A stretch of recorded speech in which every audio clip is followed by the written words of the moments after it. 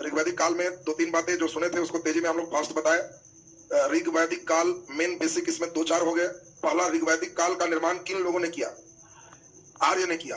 दूसरा इंपॉर्टेंट, आर्य का अर्थ क्या होता है? श्रेष्ठ या कुलीन होता है। आर्य कहाँ के निवासी थे? वेरी गुड, मध्य एशिया के निवासी थे। फिर हम लोगों ने इसके बाद महत्वपूर्ण चीज सुना था कि आर्य कैसे भारत में प्रवेश किए, किस तरह से, खैबर दर्रा से प्रवेश किए। तब बाकी हम लोग सप्त सैन्य प्रदेश, नदियों का नाम, ऋग्वेद के मंडल कितने थे? 10। तीसरा मंडल में मेन क्या है? गायत्री मंत्र था। चौथा में कृषि का वर्णन किया गया था। 7वां में 10 रागीय युद्ध का वर्णन था। 9वां में सोम मंडल और 10वां मंडल के पुरुष सूक्त में पहली बार शूद्र शब्द का प्रयोग किया गया था। याद है सबको? आज के क्लास में हम लोग देखेंगे अगले सेक्शन को जिसका नाम है लेटर वैदिक पीरियड, उत्तर वैदिक काल। उत्तर वैदिक काल आपका 1000 ईस्वी पूर्व से लेकर 600 ईस्वी पूर्व तक है।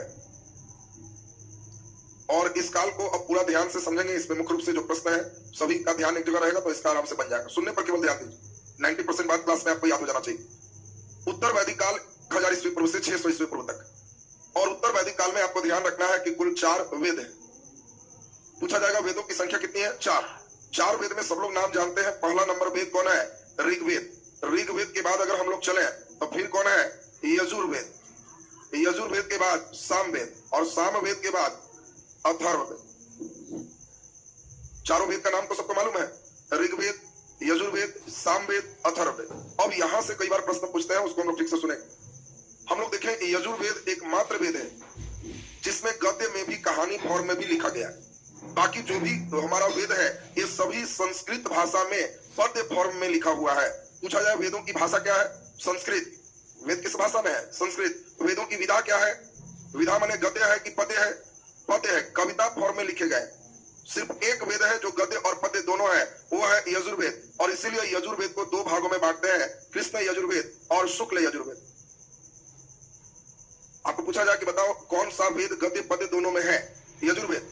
जो गद्य पद्य दोनों है वो हमारा कौन है? कृष्ण। और सिर्फ पद्य है वो शुक्ल। तो आपको ध्यान रखना है कि ऋग्वेद, यजुर्वेद, यजुर्वेद दोनों में। यजुर्वेद में एक और मेन क्वेश्चन आता है कि यह मुख्य रूप से कर्मकांडीय ग्रंथ है। ऋग्वेद कर्मकांडीय नहीं है। कर्मकांड समझते हैं आप लोग? कर्मकांड समझते हैं? कोई भी काम हो, यज्ञ करिए, विधान कीजिए, कोई मर गया है तो 10 दिन की व्यवस्था में लग जाइए, तो उस सिस्टम को हम लोग कर्मकांड कहते। तो ये कर्मकांडीय ग्रंथ ऋग्वेद नहीं। ऋग्वेद में उपासना का वर्णन है। इस समय कोई कर्मकांड विधान नहीं है, प्रकृति का डायरेक्ट पूजा कीजिए। लेकिन यहाँ पर यजुर्वेद एक कर्मकांडीय ग्रंथ और इसमें बहुत ज्यादा यज्ञ का मेन विधान का वर्णन किया गया है। कुछ भी हो जाए तो आपको यज्ञ से ही उसका सॉल्यूशन। नौकरी नहीं मिल रहा है तो यजुर्वेद कहता है कि आइए वो यज्ञ है, ये वाला मंत्र जाप, ये वाला ऐसे, इतना आदमी के खिलाइए पिलाइए, हो जाए। हर काम का निदान आपको यही छिपा हुआ, ये यजुर्वेद का कहना। और इसीलिए इसको कहते हैं कर्मकांडीय ग्रंथ। सामवेद में नया कुछ भी नहीं, ऋग्वेद के ही सारे मंत्र को संगीतमय किया गया और इसीलिए इसको भारतीय संगीत का स्रोत कहते हैं। बहुत इंपॉर्टेंट ऑब्जेक्टिव ये पूछा जाएगा कि भारतीय संगीत के स्रोत किसे कहते हैं? तो सामवेद। सामवेद को भारतीय संगीत के स्रोत कहते हैं। जो हम लोग सारे गामा पधा निशा सुन रहे हैं वो सब पहली बार कहाँ चर्चा किया गया? सामवेद में। और इसका मूल जो मंत्र है वो सब ऋग्वेद के ही लिया गया है, केवल संगीत में। कई साधु ऋषि को एक बार सुर में ताल लगा के मंत्र पढ़ते आप देखे हो, एकदम लगेगा कि रोमांस पैदा करती है, एकदम मार के गर्दा उड़ाना जिसको कहते। कभी कभी मंत्र एक हुआ कैसे ही पढ़ो, एक हुआ 10 को एकदम मिले, एक बार सुर में ताल मारे हुए हैं तो समझ लेना कि वो एकदम सामवेद वाला चल रहा। तो सामवेद में इसके मंत्र को एक बार उच्चारण पूरा करके लोग मेन पढ़ते थे। अगला नंबर है अथर्ववेद। कई इतिहासकार इसको वेद नहीं मानते क्योंकि इसमें वेद लाइक बहुत कुछ है नहीं। फिर भी यहाँ से क्वेश्चन है, वेद एकमात्र अथर्ववेद है जिसमें तंत्र मंत्र, जादू टोना, ये सब का ज्यादा वर्णन है। इस समय हमारे मंत्र में जादुई शक्ति पर विश्वास किया जाने लगा और इसमें चिकित्सा पद्धति का मेन वर्णन है। बीमार पड़ोगे तो कैसे इलाज हो, झाड़ फूक से भी और जड़ी बूटी से भी, कि इस सुंघा के तब इलाज करना है, ये खिला के तब इलाज करना है। इसीलिए इसको भारतीय आयुर्वेद चिकित्सा पद्धति का जनक कहते हैं। किसको? अथर्ववेद। देखिए आपको क्वेश्चन जो मेन बना आपका वेद से सेंटेंस क्लियर हो। यहाँ पे ऋग्वेद में मंत्र है, तो मैं पिछले क्लास में बोले थे गायत्री मंत्र, आपको लगा कि क्या है ये?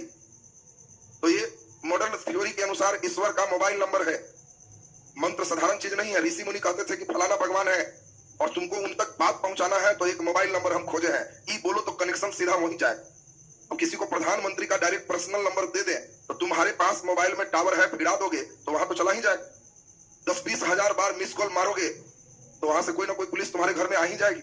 तुम कहेगा हम कुछ नहीं किए, खाली 20,000 बार कॉल कर करके काटते थे, तो वो तंग होकर के सर्च किया कि कहाँ है, ट्रेस आउट होकर तुम्हारे घर में पुलिस आ गई। यही इन लोग कहते थे कि शंकर जी के लिए ओम नमः शिवाय बोलोगे तो वहां वाला में कॉलिंग लगे, और ई बोलोगे तो इनके यहाँ लगे, और बैठ के एकांत में अगर मारोगे मिस कॉल 1 लाख 2 लाख बार, तो भी परेशान हो जाएंगे कि इतना कॉलिंग कौन कर रहा है। तो उस समय भगवान तो स्वयं नहीं, किसी को पकड़ने नहीं भेजते, वो स्वयं आते थे कि भक्त इतना क्यों तुम मिस कॉल मार रहा है, कुछ चाहिए तो ले लो लेकिन कॉल बंद कर। और उसी को प्राचीन कहानियों में आप सुने हो, वरदान मांगना। तो वरदान जो देख रहे हो, इन लोग का थ्योरी वही है कि हर काम का मंत्र है, और उस मंत्र के द्वारा आप वहां तक सिद्धि प्राप्त कर सकते हो। अभी तुम्हें एक मजाक लग रहा होगा कि मंत्र हो सकता है, थोड़े ऐसा कभी नहीं हो, लेकिन अथर्ववेद कहा कि मजाक मत समझो, मंत्र में सही में पावर है। अगर बिच्छा काट लिया है, सांप काट लिया है, तो जहर अंदर है, लेकिन मैं बताता हूं कि ई मंत्र से झाड़ेगा तो जहर कैंसिल हो जाएगा। इतना पावरफुल मंत्र होता है। देखिए इनका अलग अलग पावर है। ये कह रहे हैं हर सांप के अलग मंत्र है। तो सांप काटा है तो पहले बताओ कौन वाला काटा है, तो हाँ, तो फलाना के मोबाइल नंबर है, पढ़ो झाड़ो तो वो कैंसिल हो जाए। बिच्छा वाला तो ये अलग नंबर है, पढ़ो कैंसिल हो जाएगा। तो धीरे धीरे मंत्र के जादुई शक्ति में लोग विश्वास करने लगे। आज भी कई लोग अथर्ववेद के जादुई शक्ति में विश्वास करते हैं, और इसके लिए रहते कहाँ है, तो असम, बंगाल, इस सब के क्षेत्र में, कामरू कामाख्या, ये सब बहुत इंपॉर्टेंट जगह है। आज भी लोग इस सब मंत्र को रिसर्च करके सिद्धि प्राप्त किए हुए। सिद्ध वाला साधु से भेंट हो जाएगा तो तुम्हें भी मंत्रों पर कुछ विश्वास होने लगे, तो तुम्हारा हाथ लेगा, कुछ पढ़ेगा, ऐसे करेगा, कहेगा कि बंद करो, कहेगा खोल के देखो कुछ है, कहोगे एक चीज तो है, कहेगा ले जाओ अपना, जहां मेन पैसा रखता है वहां रख दो, बढ़ जाएगा, वहां रखोगे, फिर खोलोगे, कहोगे सब गायब होगी, बढ़ा क्या।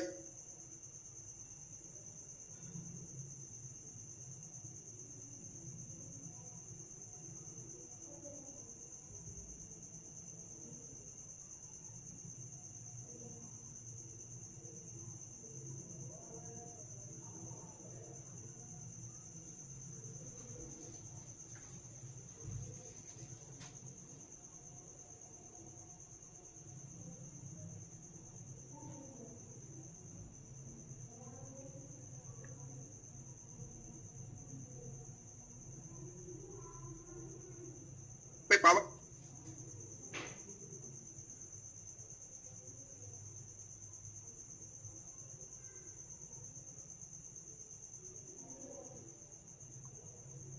फिर अपना इनकम शुरू कर। तो इसमें अब आपको ध्यान रखना है, चारों वेद में आपको क्वेश्चन जो पूछा जाएगा, 4 क्वेश्चन पूछेंगे, बस वेद से रिलेटेड आपके प्रश्न हो जाएंगे, आप बिल्कुल सही बता दोगे। कौन सा वेद गद्य और पद्य दोनों में? यजुर्वेद। किस वेद को भारतीय संगीत का स्रोत कहते हैं? चलिए बोलिए। साम वेद को भारतीय संगीत का स्रोत कहते हैं। किसको, वेद को हम लोग भारतीय चिकित्सा विज्ञान, आयुर्वेद का जनक कहते हैं? अथर्ववेद। तंत्र मंत्र जादू टोना किसमें है? अथर्ववेद। बताओ, वेद क्लियर है सबका? अब यहां से महत्वपूर्ण क्वेश्चन जो उठेगा उस पर हम लोग ध्यान दें। सबसे पहले वेद की रचना हुई। वेद में बहुत कलिष्ठ संस्कृत लिखे गए थे। इतने कठिन संस्कृत पढ़ना सबके बस की बात नहीं थी, और वेद ज्यादातर कविता फॉर्म में था, तो कविता का अर्थ भी सबको पता नहीं था। तो इसी को, वेद को सरल बनाने के लिए इससे रिलेटेड एक पुस्तक बना, जिस पुस्तक को ब्राह्मण पुस्तक कहते हैं। ब्राह्मण भी एक पुस्तक है। ब्राह्मण के बाद इसी वेद से पुस्तक बना जिसको अरण्यक कहते हैं। अरण्यक के बाद इसी वेद से एक पुस्तक बना जिसको उपनिषद कहते हैं। और आपको सुनते जाना है क्वेश्चन कैसे उठता है, मेन तो यही चीज सीखना है। प्रश्न अगर समझ पाएंगे तो आपको इधर से साहित्य से क्वेश्चन आपके हो जाएंगे। उत्तर वैदिक काल में मुख्यतः साहित्य से ही आपको प्रश्न पाओ। तो आपने अभी सुना कि वेद कितने थे? 4। इन वेदों में ऋग्वेद को अगर छोड़ दिया जाए तो ले देखिए सभी वेद एक ही चीज पर ध्यान देते हैं, जिसको क्या कहते हैं? कर्मकांड। कर्मकांड माने कुछ विधान है, यज्ञ है, इसके द्वारा ही आपको कुछ हो सकता है। यजुर्वेद वगैरह सब वहीं पर खास केंद्रित होता है। और ब्राह्मण पुस्तक जो देख रहे हैं, इसी वेद को गद्य फॉर्म में, कहानी फॉर्म में ये लिखा गया, और यह एक कर्मकांडीय पुस्तक है। इसमें भी कर्मकांड का वर्णन किया गया। विधान है कि तुम्हें पूजा करना है नौकरी के लिए, तो उसके लिए विधान है कैसे हवन करोगे। इसमें ब्राह्मण पुस्तक में सब वर्णन है कि किसके साथ पूजा में बैठ रहे हो। पत्नी के साथ बैठ रहे हो तो पत्नी दाएं रहेगी कि बाएं रहेगी, उल्टा पुल्टा बैठेगी तो फायदा नहीं करेगी। सब नियम है, किस डायरेक्शन में अपना मुंह करके बैठोगे। तुम नौकरी के लिए तुम अगर यज्ञ कर रहे हो तो हवन कुंड की लंबाई, चौड़ाई और गहराई क्या होगी, फार्मूला है। ये नहीं कि जैसे मिजाज किया 10 ईटा सरियाओ स्वाहा, तो ये कहा कि उससे फायदा नहीं होगा। तुमको परफेक्ट फायदा चाहिए तो एकदम कंप्लीट इसके लिए फार्मूला, और उस फार्मूला बेस पे अगर तुम करोगे तब फायदा होगा। और ये पूरे कहानी रूप में लिखा कि ऐसे ऐसे ऐसे करना है, तो इससे कुछ आसान है।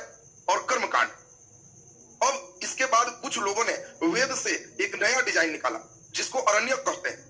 अरण्य का मतलब जंगल होता है, कि स्वाहा करने से कुछ नहीं हो। घर द्वार छोड़ करके जंगल माने डेरा लेके जैसे रह रहे, ये अरण्य थ्योरी। घर में कितने बढ़िया बढ़िया भोजन बन रहे होंगे, वो सब छोड़ छाड़ के कैसा सब्जी तैरने वाला, कैसा किस डिजाइन का सब चीज, और उसको खींच रहे हैं। इच्छा नहीं कर रहा है फिर भी ले रहे हैं।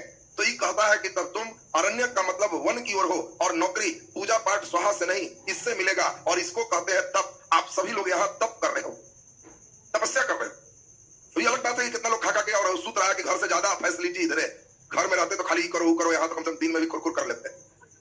तो उसके लिए तो नहीं है, जो कर रहा है उसके लिए है। इसको हम लोग क्या कहते हैं? तप। आपको पूछा जाएगा कि बताओ अरण्य किस पर बल देता है? तप पर।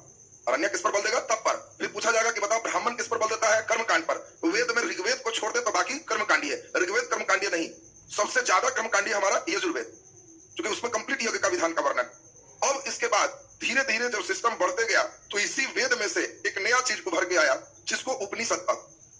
और उपनिषद का मतलब यह कहता है कि न कर्मकांड ठीक है, न तप ठीक है, ज्ञान पर बल। पढ़िए लिखिए, तप करने से नहीं पूछो। इनका कहना है अरण्य का कि अगर बहुत ठंड का दिन है तो और खुला बदन हो जाओ, बर्फ पर जाके बैठ जाओ। जितना तप करोगे वो तुमको उद्धार कर देगा। बहुत गर्मी है तो और आग जला के आग के निकट बैठ जाओ, धूप में बैठ जाओ। कोई पूछे कि क्या है, कहना ये सब तप का एक हिस्सा है, हम तपस्या कर रहे हैं। और तब उस मंत्र पढ़ोगे तो एकदम फुल फायदा करेगा। इनका कहना है कि सब ढकोसला है, बंद करो। उपनिषद मेन भारतीय धर्म का दर्शन है, फिलॉसफी है।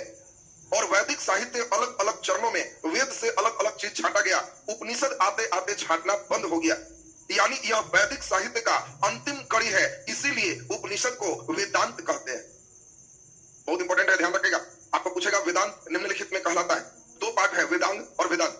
वेदांग का मतलब वेदांग, आपसे नाम बोलेंगे वेदांग तो आप कहना कि समझ गए। वेद का अंग ये अलग है, अंग माने नाक कान हाथ ये सब है। लेकिन जब हम कहेंगे वेदांत तो वेद का अंत, वेदांत का मतलब वेद का अंत। तो वैदिक साहित्य की अंतिम कड़ी को हम लोग क्या कहते हैं? उपनिषद। और इसीलिए उपनिषद को हम लोग वेदांत कहते। और उपनिषदों में ही इन ऋग्वेदों के, यजुर्वेद के, अथर्ववेद के लिखे गए बातों का वैज्ञानिक वर्णन किया गया है कि धर्म में क्या होना चाहिए। और पहली बार बिल्कुल लॉजिक की बात की गई है, तर्क की बात की गई। और इसीलिए इसको भारतीय धर्म का दर्शन, फिलॉसफी का। पूछा जाएगा कि बताओ भारतीय धर्म का दर्शन कौन है? उपनिषद। उपनिषद बल देता है तप पर, कर्मकांड पर, ज्ञान पर। ये कहता है रिजल्ट चाहिए, मत पूजा करो, मत तपस्या करो। गर्मी भी है तो पंखा के नीचे बैठो, एसी में रहो और एकदम फैसिलिटी में आराम करो, कोई दिक्कत नहीं है। ठंड का दिन है, रजाई में घुस के पढ़ो, कोई बात नहीं है। लेकिन हर हाल में ज्ञान आना चाहिए। अगर तुम ज्ञान अर्जित कर रहे हो तो तुम्हारा उद्धार हो जाए। इसके फेर में रहता तब पढ़ने से रिजल्ट होता है तो गुरुजी पढ़ाते क्यों है? वो भी तो बहुत जानते हैं। रिजल्ट तुम्हारे भाग्य से होता है, और भाग्य पूजा पाठ करने से होता है, यज्ञ करने से होता है, अंगूठी पहनने से होता है। कोई कोई ग्रह का लाइन नीचे है तो सब ग्रह कैंसिल करने वाला अलग पत्थर होता है। इस सब फेर में भी कई लड़का लग जाता है, एक आगो परीक्षा देगा, दिखवाएगा कि बाबा जी बोलते हैं हो जाता, तो लगा हाथ दिखाने, देखिए बाबा में नौकरी वाला लाइन है कि नहीं। बाबा कहे एकदम तगड़ा है, केवल तू ग्रह इस पे सवार हो गया। ये बेचारा 9 ग्रह था, प्लूटो अपने ग्रह पर ऐसा ग्रह सवार हुआ कि ग्रह गायब हो। तुम पर क्या सवार हो? पहले तो 9 ग्रह की पूजा होती थी और ग्रह गायब है और 8 ग्रह हो गया है। जो ग्रह खुद बेचारा हट जा रहा हो, तुमको क्या ठीक करे? हाथ की अंगूठियां सिर्फ एक ही चीज बताती है कि तुम मन से कितना डरपोक, और कुछ नहीं बता। जितना डरपोक उतने वेराइटी का लगाए रखे, लाल पत्थर, नीला पत्थर, ये पत्थर, इससे ही हो जाएगा, इससे ही हो जाएगा। कुछ किसी से नहीं हो। ये सिर्फ कहता है एक ही चीज से होगा, वो क्या है? ज्ञान, उल्लो, सब ठीक हो जाएगा। और उपनिषद हर वेदों पर बनाया गया, और उपनिषदों की संख्या 108। बहुत इंपॉर्टेंट है। आपको पूछा जाएगा उपनिषद की संख्या कितनी है? 108। यहाँ से 2 बातें आपको कर लें तो आपको याद करना सुविधा हो जाएगा। उपनिषद की संख्या 108 है। अगर हम इस शून्य को यहाँ से पकड़ के खींच देते हैं तो ये 18। महाभारत में अध्याय की संख्या 18। महाभारत की लड़ाई कितने दिन हुआ? 18। इसमें 0 बैठा दिए तो बताओ जल्दी से। अब इसमें इसको बैठा दिए तो उपनिषद की संख्या 108। ये 18 108 तो एकदम क्लियर रहे। तुमको जब कहेगा कि बताओ महाभारत की लड़ाई कितने दिन हुई? 18। कहेगा महाभारत में अध्याय की संख्या 18। कहेगा उपनिषद की संख्या, गाना क्लास में देखे थे, 0 खींच घाच के और लगा, ये खींच दिए तो महाभारत बन गया, लगा दिए तो उपनिषद बन गया। तो अब तुम्हें लगता है कि 18 और 108 एकदम क्लियर हो गया सबका। इसमें आपको दिमाग में सेट करना है, उपनिषद वैज्ञानिक बात बोलेगी, इसकी बातें उटपटांग नहीं रहेगी। विदेशी आक्रमणकारी आएगा महमूद गजनवी, वो भी भारत का जब उपनिषद देखेगा, 5-6 लाइन सुनेगा तो कहेगा बड़ा बेजोड़ किताब है। इंडिया का संस्कृत सीखने के लिए विवश हो जाएगा। ये तो सीखना पड़ेगा, ये तो इतना बढ़िया बात हम सोच भी नहीं सकते हैं, ये भारतीय लोग लिख के बैठा। तो सोचो, संस्कृत सिखाया, उपनिषद के बारे में गहरा अध्ययन किया। औरंगजेब का बेटा, औरंगजेब का जो देखोगे भाई है, तारसिको खुद उपनिषदों में उसको भी बहुत आनंद आ रहा है, क्योंकि इसमें ज्ञान की बात है। अब सोचो, उपनिषद कहता है सत्यमेव जयते, सत्य की जय होती है, सत्य हमेशा जीतता है। तो इसका मतलब क्या लग रहा है कि पूजा करने से जीता, तपस्या करने से जीता, सत्यमेव जयते ऐसे ही जीत गए। पूछा जाएगा सत्यमेव जयते कहां से लिया गया है? मुंडकोपनिषद से। तो ये उपनिषद से लिया गया है, मुंडकोपनिषद से। इसी में लाइन आएगा तमसो मां ज्योतिर्गम्या, तमसो मां ज्योतिर्गम्या। तम माने क्या होता है? अंधेरा। मुझे मां अंधेरा से प्रकाश की ओर ले चलो। ये अंधेरा से प्रकाश का मतलब ज्ञान की ओर ले चलो। ये बातें कहां है? उपनिषद। जो ब्राह्मण, जो हमारा वेद चिल्ला रहा था कि हर काम किससे होगा? यज्ञ से, हर काम यज्ञ से होगा। और सोच लो, हिंदू ग्रंथ उपनिषद ही कह रहा है कि यज्ञ फूटा हुआ नाव है, इस पर सवार हो जाओगे तो ये बीच में डुबा देगा, भंवर पार नहीं लगा। पूछा जाएगा किस ग्रंथों में यज्ञ की तुलना फूटे नाव से की गई है? तो उपनिषदों, उपनिषदों में। दूसरा धर्म का नहीं, हिंदू धर्म के ही ग्रंथ कर रहा है कि इससे पार नैया नहीं लगे, ये फुटल नाव है, बीच में डुबा दे। तो इसीलिए अब यहाँ पे जो ग्रंथों से प्रश्न था ये आपका कंप्लीट हो गया। अब 2 प्रश्न 3 प्रश्न पूछ ले, जल्दी बता दीजिए तो हम समझेंगे कि आपका एकदम फिट। पहला, कौन तप पर बल देता है? वेद, अरण्यक, उपनिषद, ब्राह्मण। जल्दी बोलिए। अरण्यक कौन? कर्मकांडीय वेद है।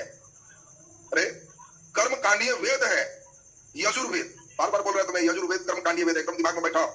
सब सुनना है तो एकदम याद होना चाहिए। अब याद करें, ये सब एकदम टन टन चाहिए। फिर कोई सोच रहा है क्या है, चले लोग, कई लोग है कि अभी लिख लो, फिर अंतिम में एक बार और कोई ज्वाइन किया जाए। एकदम याद करते चलिए। अंतिम राउंड केवल बैठ के 100 अध्याय से रिजल्ट होगा तुम्हारा। जो मिल जाए एकदम दिमाग में। हम लोग का काम है कि बैठ जाए, पढ़े तो उसको लगे कि हाँ सब एकदम तैर रहा है दिमाग, और जिस रूप में सुन रहे हो उसी रूप में हम प्रयास करेंगे तुम्हारे पास पेज पहुंच। तो उससे तुमको देखने के बाद दूसरे लोग के लिए कुछ नहीं। अब दूसरा लोग के पन्ना देंगे और उसमें यही चीज लिखा रहेगा, ऐसे करके लिखा रहेगा, तो उसको एक लाइन समझ में आएगा, क्या यार नोट्स बनाया है, कुछ पता नहीं चला। और तुम देखोगे तो कहोगे हम ऑनलाइन क्लियर चल रहा है। ये वेद के बाद ब्राह्मण, ब्राह्मण के बाद अरण्यक, अरण्यक के बाद उपनिषद। उपनिषद वैदिक साहित्य की अंतिम कड़ी है, इसे वेदांत कहते हैं। उपनिषदों की संख्या 108 है। उपनिषद हमारा ज्ञान पर बल देता, अरण्यक हमारा तप पर बल देता, ब्राह्मण हमारा कर्मकांड पर बल देता। तो हम ऐसे ही लिखाएंगे, लाइन दे के झूठ मूठ के लंबा चौड़ा नहीं करेंगे, इसी में सब लाइन क्लियर। तो इससे पढ़ना तुम्हारा फास्ट हो जाए, देखने में अल्प लगेगा और बहुत चीजें याद हो जाए। और डैश दे के लिखा है तब तो हो गया, फिर तो दूसरा क्लास में बैठना और तुम्हारा क्लास में एक ही हो जाए। इसीलिए लास्ट मोमेंट एकदम फास्ट मोमेंट है, सुनिए और एकदम याद हो। अब जल्दी 2 क्वेश्चन और हमें बता दीजिए तो मान के चलेंगे कि एकदम ठीक ठाक। सत्यमेव जयते किस उपनिषद से लिया गया? मुंडकोपनिषद से लिया गया है। Very good. अब एक और जल्दी से बता दीजिए, भारतीय संगीत का स्रोत किस वेद को कहते हैं? कौन सा वेद है? सामवेद। तो इधर आपका एकदम सही। थोड़ा सा 5 मिनट सुनेंगे, उत्तर वैदिक काल खत्म हो जाएगा। उत्तर वैदिक काल छोटा सा पाठ था ऋग्वैदिक के बाद, अब थोड़ा सा बड़ा पाठ होगा महाजनपद। महाजनपद बड़ा पाठ है, इस पे हम लोग 2 से 3 दिन लगाए, क्योंकि महाजनपद पीरियड में हम लोग पूरे 16 महाजनपद में महत्वपूर्ण 9-10 महाजनपद मानचित्र में याद करेंगे। परीक्षा में पूछ देगा तुम्हारा एकदम खींच फिर के, कौन सा महाजनपद राजस्थान में है, कौन महाजनपद बिहार में नहीं है। क्वेश्चन आपको रिटर्निंग रहता है। और तब 16 महाजनपद के बाद उसमें मेन हम लोग पढ़ेंगे क्या? 4 वंश, हर्यक वंश, शिशुनाग वंश और नंद वंश, ये 3 का। और ऊपर थोड़ा सा हम कर लेंगे जरासंध वगैरह की बात। तो आपका ये वंशेस हो गया डिटेल। और तब मेन उसी में पढ़ना है बौद्ध धर्म और जैन धर्म। इससे एक क्वेश्चन महाजनपद से बनने की पूरी संभावना होती है। तो पूरे बौद्ध, जैन, हर्यक, शिशुनाग, नंद, ये पूरे तीनों वंश और 16 महाजनपद का डिटेल, ये आपका अगला पाठ। इसलिए अगला पाठ 2 से 3 दिन होगा। उसके बाद आसान है, एक दिन मौर्य, अगला मौर्योत्तर, अगला गुप्त, अगला गुप्तोत्तर, प्राचीन भारत खत्म। 4 दिन पढ़ाएंगे। नेक्स्ट वीक टारगेट है एंशिएंट खत्म हो जाए। तब पूरे एंशिएंट से 200 क्वेश्चन का टेस्ट होगा, क्लास टेस्ट। जो अच्छा करेंगे उनको हम प्राइज भी देंगे। बहुत बेहतर कर रहे हैं का मतलब वो ध्यान दे रहे हैं, 19 रिजल्ट देंगे। जो लोग एकदम आराम से समझेंगे, आराम से ठीक ठाक करेंगे, उन लोग का रिजल्ट नहीं रुकना है, एकदम पक्का है। क्योंकि तुम अभी जो आए हो ज्ञान मार्ग, सभी विषय को एक बार सीखना। उपनिषद भी यही कहता है, भाग्य भरोसे लाइन पर कुछ नहीं होगा, वो तो तुम्हारा लक्ष्य था। तो अब इस मार्ग पर लेकिन मेहनत आपको करना हो। तो अब जरा ध्यान दीजिए सबको यहाँ पे। अब हम लोग देखें 2-4 चीज। पहला नंबर उत्तर वैदिक काल का सामाजिक जीवन, फिर हम लोग चलेंगे उत्तर वैदिक काल का आर्थिक जीवन, तब हम लोग चलेंगे उत्तर वैदिक काल का धार्मिक जीवन, उसके बाद हम लोग चलेंगे उत्तर वैदिक काल का राजनीतिक जीवन। 4 स्टेप आपको बार बार कहते हैं। और इसी को जिसको सोचने आ गया वो इतिहास है। इतिहास और कुछ नहीं है। कोई लेसन पढ़ेंगे तो उसके बारे में सोचेंगे, महिला की स्थिति, वेशभूषा, कृषि की पशुपालन, आर्थिक में बैठ के ही सब सोचेंगे। भगवान के बारे में सोच रहे हैं तो धार्मिक हो जाएगा, राजा के बारे में कुछ सोच रहे हैं तो राजनीतिक हो जाएगा। अब जरा सोच के बताएं, सामाजिक जीवन में सबसे पहला था वर्ण। ऋग्वैदिक काल में ही आपको बताए थे कि 4 वर्ण है, ब्राह्मण, क्षत्रिय, वैश्य और शूद्र। याद है? इस समय 4 वर्ण है। एक है ब्राह्मण, दूसरा कौन है? क्षत्रिय, तीसरा कौन है? वैश्य, और चौथा कौन है? शूद्र। और आप सभी को याद है ऋग्वैदिक काल में इन 4 वर्णों का आधार, हिंदू धर्म जहां पे शुरू हुआ था उस समय कोई खराबी नाम की चीज नहीं थी। उस समय हिंदू धर्म एक बढ़िया कंसेप्ट से शुरू हुआ है। चारों वर्ण में एक नई व्यवस्था रखी गई थी, कर्म के आधार पर वर्ण होगा, जाति कभी भी जन्म पर तय नहीं हो। तुम्हारे पिता किस जाति के हैं उससे कोई मतलब नहीं हो, तुम क्या करते हो इस पर जाति हो। तुम बॉर्डर पर बीएसएफ में बहाल हो गया तो क्षत्रिय हो, दुकान खोल के बैठा हुआ है वैसे हो, दूसरा क्या कुछ सेवा सत्कार में लगा हुआ है शूद्र हो, और नई नई किताब लिखने में लग गए हो तो ब्राह्मण। तुम कुछ भी बन सकते हो अपने कर्मों से। इवन यहां तक कि कोई कहे कि तुम क्या है जी दुकान खोले हुए वैसे, अरे हम भी तो पर साल वैसे थे, इस साल से ब्राह्मण हो, पिछले साल हम भी दुकान खोले हुए थे, अब हम नोट्स असाइनमेंट सब लिखते हैं, अब ब्राह्मण हो गए। तो इतना फ्लेक्सिबल जाति, इसमें आपको लगता है कहीं जाति के लिए कोई लड़ाई होगी? नहीं। कोई जाति अपने को ऊपर दूसरे को नीचे सोचेगा? नहीं, ऐसा कोई नहीं सोचता। लेकिन पहली बार थोड़ी खराब स्थिति उत्तर वैदिक काल में आया। इसमें कर्म को हटा के जन्म कर दिया गया कि ये कौन बात होगा, जब जिधर चाहे एंट्री मार दे। कहा ये टाइट लॉकिंग रहेगा जी, जैसे तैसे नहीं रहेगा, ये टाइट लॉक हो। और टाइट लॉक में कर दिया गया एक ब्राह्मण का बेटा ब्राह्मण हो, चाहे वो कितना भी कुछ भी करे, दूसरा ही नौकरो रहेगा तो ब्राह्मण। क्षत्रिय का बेटा क्षत्रिय होगा, चाहे कितनों डरपोक रहे, डरे घर में से नहीं निकले। वैश्य का बेटा वैश्य होगा, भले तराजू मत छू। और एक शूद्र का बेटा शूद्र होगा, भले आईएएस कर जाए। लॉक कर दिया। ये सबसे बड़ी खराबी थी। वर्ल्ड में हर जगह अमीर गरीब है, विश्व में कोई ऐसा देश नहीं है जहां गरीब नहीं हो। गरीब नहीं रहेगा तो रोड पर झाड़ू कौन लगाएगा? गरीब नहीं रहेगा तो केवल मशीन, फिर मशीन कौन चलाएगा? तो मशीन से लगवाओगे तो मशीन कौन चलाएगा? वो फिर वही है जो गरीब है। मशीन अपने से खुद से रोड पर नहीं ना सुबह सुबह उठेगा ऐसे करके आप क्या गंदा हो गया झाड़ देंगे। तो अब आप ये समझ गए होंगे, वर्ल्ड के दुनिया के सभी देशों में अमीर होते हैं, गरीब होते हैं, कुछ वर्ग होते हैं जो नाली साफ करेंगे, कुछ करेंगे, और कुछ वर्ग होते हैं जो ऊपर होते हैं। ये वर्ल्ड के सब जगह, इसमें कहीं इनकार नहीं। लेकिन उन सभी में एक गतिशीलता है। नाली साफ करने वाला का बेटा अगर बहुत बड़ा अधिकारी हो गया तो वो हो गया, अब वो बड़ा आदमी। इन लोग काम क्या किए, इन लोग बड़ा हो भी गया तो फिर पूछे कौन जात है, फल्ला, छुआना नहीं है उससे। ये खराबी रह गया, ये बहुत बड़ी खराबी रही हमारे धर्म में। ये सबसे बड़ी खराबी आई, और ये अभी ऋग्वैदिक में नहीं है, उत्तर वैदिक में हल्का शुरुआत है। अभी छुआछूत नहीं आएगा, एकदम स्लाइटली हल्का है। उस समय 4 ही जाति थे, अभी तुम 1000 जाति सुनोगे। अभी तुम जितना जात सुने होगे, और भी किसी जात से पूछोगे कि सबसे नीचे तुम ही हो जी, कौन कहता है हमारे नीचे 3 नाम सुना देगा। कहोगे कि वाह, ये तो श्रृंखला अभिक्रिया है, जिससे पूछते हैं उसके नीचे का 3 जात और तैयार। फिर उनसे पूछोगे कि सबसे नीचे लास्ट हो, कौन कहा हमारा से नीचे फलाना फलाना आता है। हम लोग पूरे डिवाइड कर दी। ये जातियां और उपजातियां कैसे बन गए? इन सिस्टमों से हम लोग लॉक कर दिए कि कोई अब इधर उधर विवाह भी नहीं करे। ब्राह्मण का विवाह ब्राह्मण में, क्षत्रिय क्षत्रिय में करो, शूद्र शूद्र में करो, ये सब अब लॉक है। उसी में आगे पढ़ेंगे 8 प्रकार का विवाह। अब 8 प्रकार में हम लोग देखेंगे दैव विवाह, प्रजापत्य विवाह, ब्रह्म विवाह, राक्षस विवाह, पैशाच विवाह, गंधर्व विवाह, कई असुर विवाह, कई विवाह है। उसी 8 प्रकार के विवाह में एक विवाह है जिसका नाम है गांधर्व विवाह। ये गांधर्व विवाह ही मुख्य रूप से डेवलप किए उपजातियों को बनने।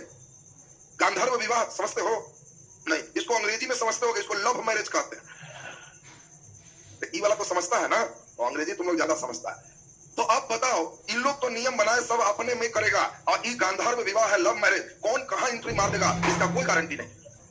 और इसी से फिर नियम बना कि ये इससे विवाह करेगा तो इसका बेटा की जात का होगा, ये इससे करेगा तो इसका ही जात का होगा। उससे अब देखो कई जात बन, अब फिर अब वो जात में इधर उधर मारा तब उपजात बना।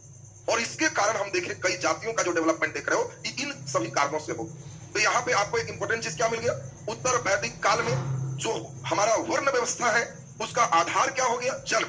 ऋग्वैदिक काल में वर्ण व्यवस्था का आधार कर्म था, यहाँ बदल रहा है। ऋग्वैदिक में कर्म है और उत्तर वैदिक में जन्म है। महिलाओं की स्थिति देखें, उत्तर वैदिक में भी महिला की स्थिति अच्छा है, उत्तर वैदिक में भी महिलाओं की स्थिति खराब नहीं। इस समय भी महिला विदुषी है। ऋग्वैदिक काल की विदुषी महिला बताए थे अपाला, घोषा, अपर्णा। इस समय मेन ध्यान रखना गार्गी, मैत्रेयी, गंधर्व गृहीता, कई इस समय की विदुषी महिला है। लेकिन आपको एक गार्गी नाम एकदम ध्यान होना चाहिए। क्वेश्चन पूछेगा गार्गी किस काल की विदुषी महिला थी, तो उत्तर वैदिक काल। तो इस समय देखिए सामाजिक नियम हम लोग देख रहे हैं, ऋग्वैदिक काल से थोड़ा महिलाओं की स्थिति हल्का डाउन है। राज दरबार में महिला को भाग लेने से रोक लगा दिया, बाकी जगह जा सकते। ऋग्वैदिक काल में राज दरबार में भी जा सकते थे। इस समय हुआ कि महिलाएं राज दरबार नहीं जाएंगे, बाकी जगह घूम सकते। कुछ लोग के मन में आ रहा होगा कि सर राज दरबार में क्यों रोक दिया गया? क्यों रोका? क्योंकि राजा जो चाहेगा वो कर सकता था। और राजा को कोई महिलाएं गई तो कहेगा कि हाँ बहुत सुंदर है, अब इससे यही रहेगी। प्रजा बेचारा क्या करेगा? तो हुआ कि ना उधर मत जाना, बाकी जगह घूम।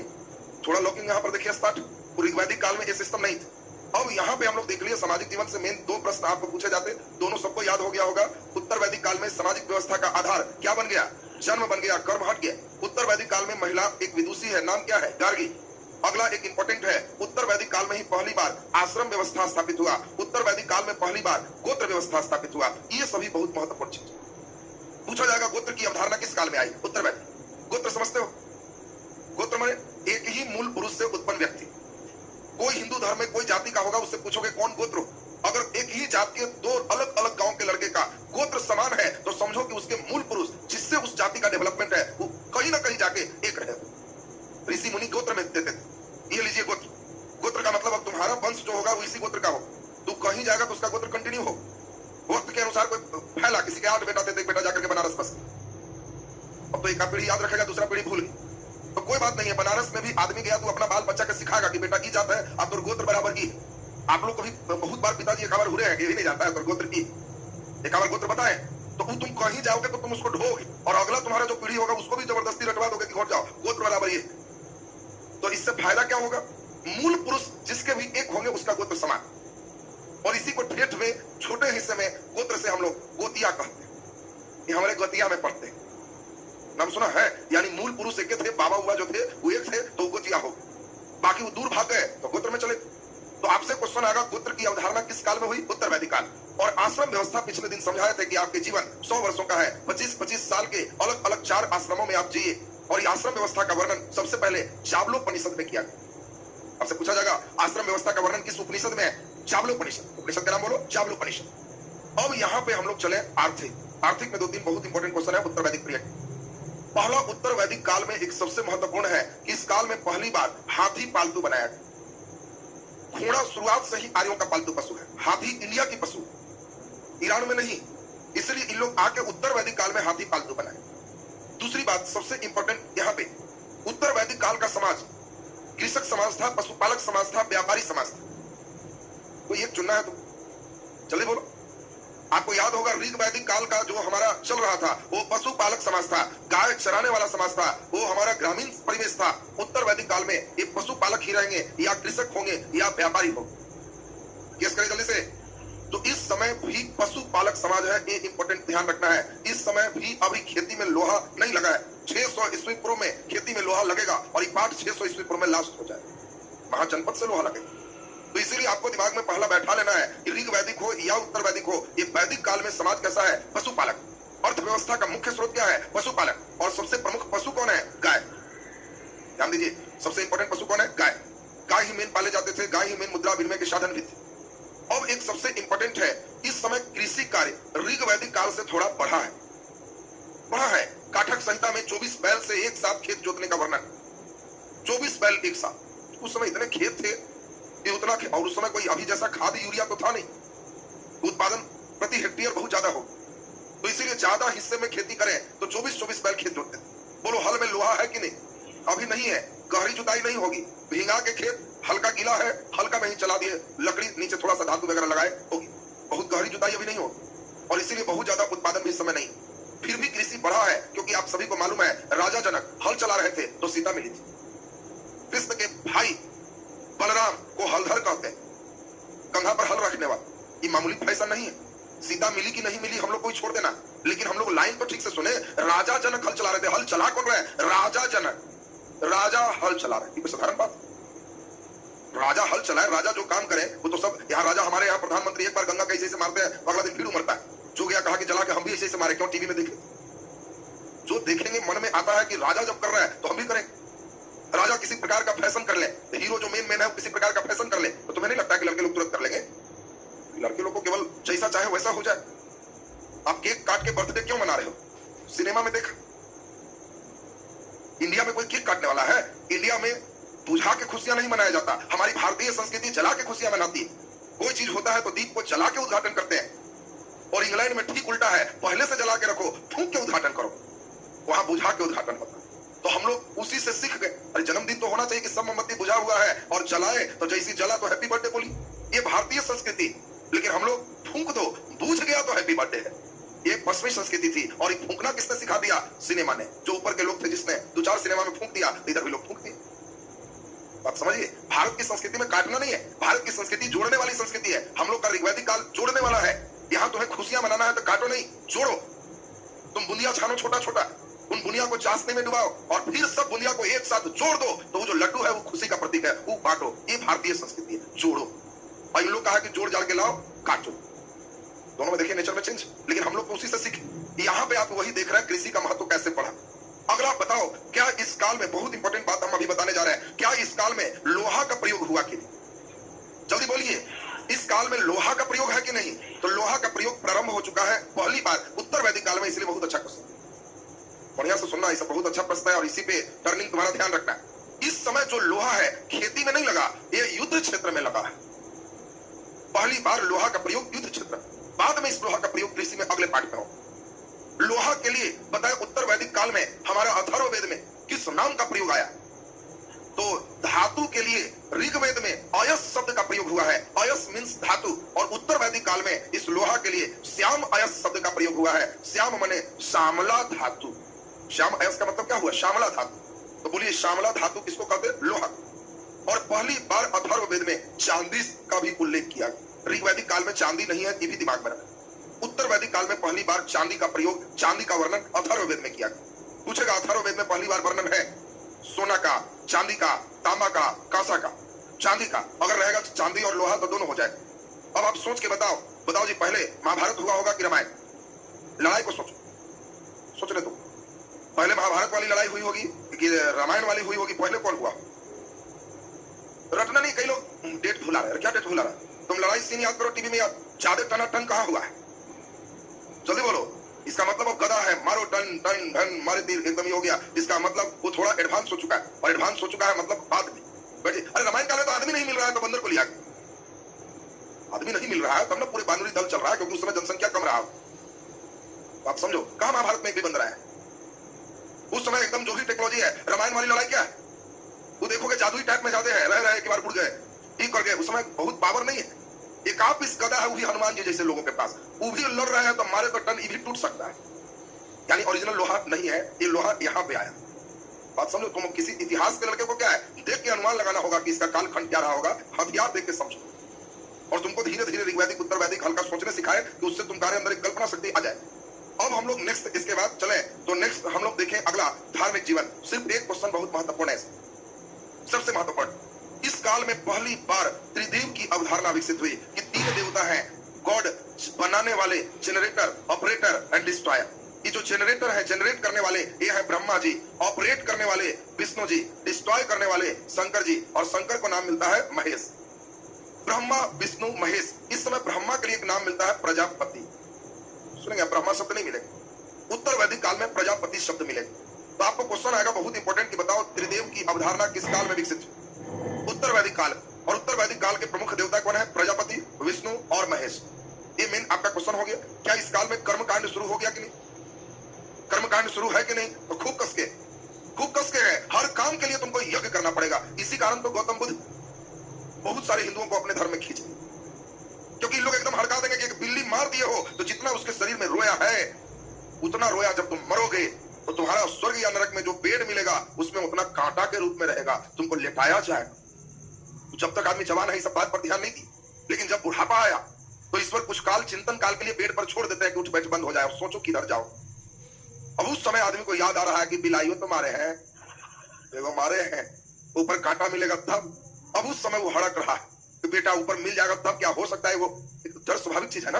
गांव में तुमको कह दिया जाएगा कि फलाना पेड़ के पास भूत रहता है, कुछ नहीं रहे, लेकिन तुम अकेले रात में अगर कोई कह रहे 10-20 आदमी की, हम भी देखे उजला रंग के कपड़ा में एक बार था, 2-4 लोग तो ऐसा मिल ही जाता है। और तुमको 2-4 लोग ऐसा बोल दिया तो कोई कह दे कि उस पेड़ के पास रात में चले जाओ, तो समझ ही रहो हर डे कहेगा कि लफड़ा मोल मत लो। कुछ लोग देखा, लेकिन क्या सही में रहता है? नहीं। सही में रहेगा तो तुम अपना मोबाइल लेते जाओ, अरे भूत का एकदम क्लिक मारते जाओ, तुम्हारा नैरेटिव ही टिप दिया तो अखबार में आएगा कि इस गांव के भूत ने सर्वप्रथम किसे मारा, तो फलाना को। ये मामूली तुम्हारे लिए सम्मान की बात है। अरे तुम अमर हो जाएगा जी, अमर हो जाएगा। और तुम डरपोक डरते रहता है, अमर हो जाएगा। तो इसमें बात को जरा ध्यान से समझिए। यहाँ पर भी उसी प्रकार प्रजापति, विष्णु और महेश की तीन देव की अवधारणा देखो मेन विकसित। इस कालखंड में आपको ध्यान रखना है कि यहाँ पे बहुत ज्यादा कर्म कांड पर ध्यान। अब व्यक्ति बिल्ली मार के चिंता में है तो बेटा को बुलाया कि जरा पंडित जी से राय ले लो, कैंसिल कांटा कैसे होगा, उपाय तो होगा। तो उस समय कर्म कांड कहता है कि कैंसिल हर चीज का निदान कैंसिल हो सकता है। उपाय सोना के बिल्ली बना के ब्राह्मण के दान करो। और 100 ब्राह्मण को भोज कराओ तो कांटा कैंसिल हो सकता है, अन्यथा कोई उपाय नहीं है, तुम्हारा हालत खराब हो प्रभु। तो जो अमीर है, पैसा है, वो तो बेचारा बिल्ली बना के दान देगा, भोज कराएगा, रिलैक्स हो जाएगा कि चलो कांटा कैंसिल हो गया, मरने समय शांति से मरे। लेकिन जो गरीब है, खाने का पैसा नहीं है, अब उसको लोग कहेगा कि सोना के बिल्ली, कहेगा जाने दो प्रभु, अब जो हो भाग्य में, अब बड़ा पछताते हुए मर रहा है। और उन लोग को गौतम बुद्ध कहे कि कोई सब नहीं करना है, आओ ना तो जी बिल्ली मारे, कोई बात नहीं, आओ ना, जान के नहीं ना मारा था, नहीं कैंसिल है उपाय, वो क्या उपाय है सर? तो बौद्ध धर्म, जैन धर्म सब क्या कहे? ये सब कहेगा एक टाइम भोजन करो, गद्देदार बिस्तर पर मत सो, सुगंधित पदार्थ का सेवन मत करो। गरीब सब कहेगा कि जी ये तो एक के टाइम के पैसे मिलता है खाने पर, गद्देदार पर मत सो, तो जी गद्दा घर में है ही नहीं, सेंट उंट मत लगाओ जी, नहीं पैसा रहता है, गुड, तब तो तुमको मुक्ति प्राप्त है, आ जाओ। 8 रास्ता, तुम लोग को 10 रास्ता में बुद्ध वाला बताएंगे तो तुम्हारे लिए कष्ट, लेकिन गरीबकन के तो 8 को ऐसे ही लाइन डेली क्लियर हो रहा है, तो बोलो बौद्ध धर्म तरफ नहीं चला जाएगा? तो इसीलिए उनके मार्ग देखोगे अलग हो जाए। तो यहाँ पे हम लोग को मेन क्वेश्चन, ये त्रिदेव, ये बिल्कुल दिमाग में सेट रखेंगे। राजनीतिक में जो आपके प्रश्न होते हैं उसको जरा ध्यान से सुन लिया जाए। आपको याद होगा ऋग्वैदिक काल में 3 तरह के राजा की संस्था थी, विदत, सभा, समिति, याद है? सबसे प्राचीनतम संस्था कौन थी? विदत, वेरी गुड। और विदत इस काल में समाप्त हो गई। उत्तर वैदिक काल में, इसमें पूछा जाएगा कि बताओ ऋग्वैदिक काल में सबसे प्राचीनतम संस्था कौन थी? विदत। उत्तर वैदिक काल में समाप्त हो गया, विदत की सभा की समिति, विदत समाप्त हो। अब इसमें ध्यान रखो, 2 चल रहे हैं, एक सभा एक समिति। बोलो आम जनों के साथ मीटिंग किसमें हो? सभा में, वेरी गुड। आम जनों के साथ मीटिंग किसमें होंगे? सभा। और समिति राजा के खास अधिकारियों के साथ मीटिंग थी। और इन सभा और समिति को प्रजापति की 2 पुत्रियां कहा गया उत्तर वैदिक काल के ग्रंथों। अब आपसे क्वेश्चन आएगा कि उत्तर वैदिक काल में सभा और समिति किसके पुत्री कहलाए? तो कहोगे कि वो समझ गए ब्रह्मा जी जो जनरेट करने वाले हैं, उनके 2 पुत्री कहलाए, कौन कौन? सभा और समिति। बोलिए क्लियर है सबको? क्या इस काल में राजा के पास अस्थायी सेना है? हाँ या ना? नहीं। क्या इस काल में राजा के पास नियमित कर लेने की प्रणाली विकसित है? नहीं है, अभी वो सब विकसित नहीं किया। कुछ अधिकारियों की संख्या बढ़ी, जिसमें कर लेने के लिए स्वैच्छिक कर है, एक अधिकारी की नियुक्ति हो रही है। उस अधिकारी को क्या कहते? उत्तर वैदिक काल में टैक्स लेने वाला एक अधिकारी, बोलो उस अधिकारी को क्या कहते? तो इस अधिकारी का नाम पूछता है, इसको हम लोग भाग दूध कहते हैं। बहुत इंपॉर्टेंट है, इसे क्वेश्चन तुमसे पूछा जाएगा। उत्तर वैदिक काल में भाग दूध क्या थे? तो कर लेने वाले अधिकारी, भाग भाग के दूध लेने वाला अधिकारी, क्योंकि उस समय गाय ही मेन है, तो टैक्स में आएगा क्या? रुपया चलता नहीं है, दूध, दही, मलाई, यही सब है। तो अधिकारी भी वैसा ही है, भागो और दूध लेके आओ। जब बोलेंगे भाग दूध, खाना जी समझ गए, कर लेने वाला अधिकारी। इस काल में एक और है, इनको कहते हैं पालागल। पालागल, बोलो पालागल उत्तर वैदिक काल में कौन से अधिकारी थे? कुछ अधिकारी का पढ़ना है, इसमें 1-2 ध्यान दे दो तो सही है। उत्तर वैदिक काल में पालागल, बोलो कोई। ब्याज, शुद्ध ब्याज कहां से आ गया? रुपया है कहां? हाँ, क्या? गाय पालने वाला। इसमें गाय पालने वाला सभी गाय पालने वाला है, इसमें मालिक कोई नहीं है। इसमें कोई नौकरी लगता था कि रेलवे भर्ती बोर्ड निकला है? सबका ड्यूटी है कि गाय शुरू करो पाल। पालागल का मतलब है राजकीय संदेश पहुंचाने वाला अधिकारी। राजा को कुछ संदेश मिलेगा तो समझो पागल जैसा पहुंचा देना कि जी ये हुआ, नाम है पालागल। 1-2 आपको ध्यान में रखना है, बाकी सेनानी, पुरोहित, ये सब अधिकारी आप समझते ही हो।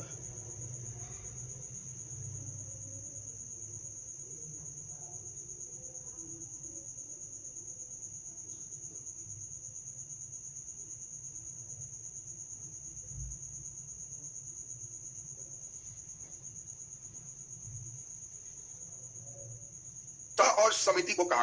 उत्तर वैदिक काल की विदुषी महिला गार्गी थी। गार्गी के भी दिमाग में आ गया। उत्तर वैदिक काल में वर्ण व्यवस्था,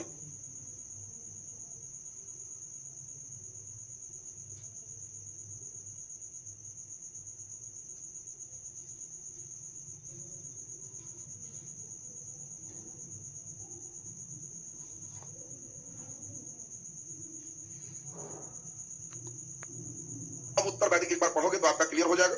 अब इससे एक टेस्ट आपका चलेगा।